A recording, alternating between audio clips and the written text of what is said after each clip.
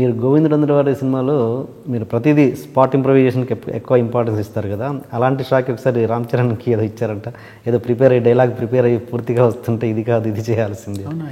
అవునా? మీరు ఎవరు టెక్స్ట్ చదివాను నేను, అందుకని అది ఏంటో తెలుసుకుందామని అడిగాను. రెగ్యులర్గా జరుగుతూ ఉంటుంది, వస్తే ఇది కాదు ఇది చేయాలి అన్నట్టు అట్లా జరిగాయి. ఫస్ట్ 2 days తన రెగ్యులర్ అలవాటు ప్రకారం ఉంటుంది కదా. ఇప్పుడు జనరల్గా హీరోలు పెద్ద హీరోలు అని ఉండగానే ముందే సీన్స్ రెడీ అయిపోతే పరచూరు వెంకటేశ్వర రాసేసి ఒకటి చదివి వినిపించేస్తారు అక్కడ.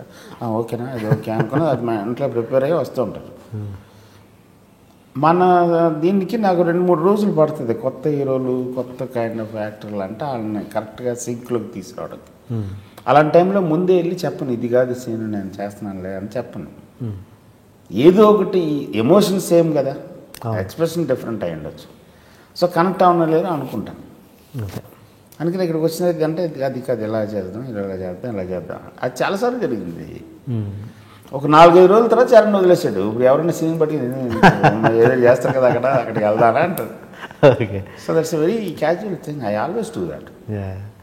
నేను చెప్పాను ఫస్ట్ మన డైలాగ్లో సెట్ ఆఫ్ ప్రిపేర్డ్ డైలాగ్ ఉండకూడదు. నువ్వు నేను మాట్లాడుకుంటున్నట్టు ఉండాలి. నేను ఒక స్టైల్లోనే మాట్లాడగలను, నువ్వు ఒక స్టైల్లోనే మాట్లాడగలను, అదే కావాలా. ఓకే.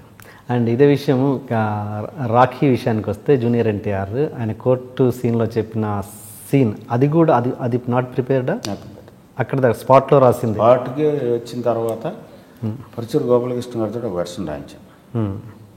సరదా రాయన్ గురుగారు అంటే ఆయన ఒకటి రాశాడు, టప్పని రాశారు. ఆ తర్వాత ఉత్తేజ్కి చెప్పాను, ఉత్తేజ్ ఉన్నాడు, ఉత్తేజ్ చెప్పాను, ఉత్తేజ్ ఒక వెర్షన్ రాశాడు. రెండు చదివి పక్క పెట్టి మళ్ళీ నేను వెళ్ళి పక్కన కూర్చొని మళ్ళీ రాసుకున్నాను. ఓకే, రాసుకుని అది చదివినిపించి కానీ ఫిక్స్డ్ ఇది కాదు. ప్లస్ నేను రాసింది ఈ దాంట్లో ఉత్తేజ్ కంటెంట్ ఎక్కువ ఉంది. ఓకే, వీళ్ళందరికీ పెద్ద బాల శిక్ష ఇవ్వండి సార్, మళ్ళీ పాఠశాలలు ఏంటి సార్, ఈ ఎక్స్ప్రెషన్స్ ఆడివి.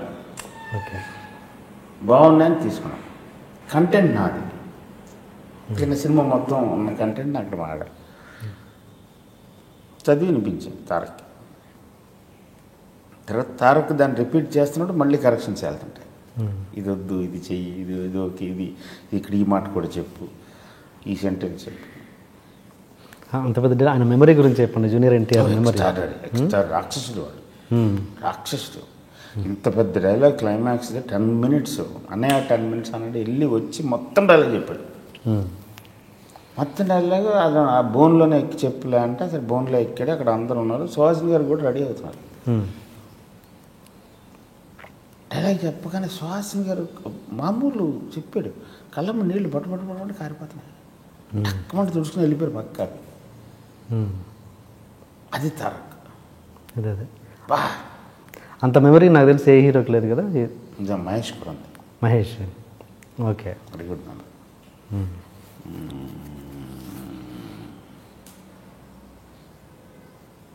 ఉన్నారు 2-3 ప్రకాష్ కొంది. Okay, super. ఓకే, హీరోస్ గురించి హీరోలు నేను పనిచేసింది తక్కువ మంది కదా అదే. ప్లస్ ఇంత లాంగ్ ఫ్రేజులు వేరే హీరో మేము ట్రై చేయలే. అదే you are watching iDreammedia.com. Please subscribe.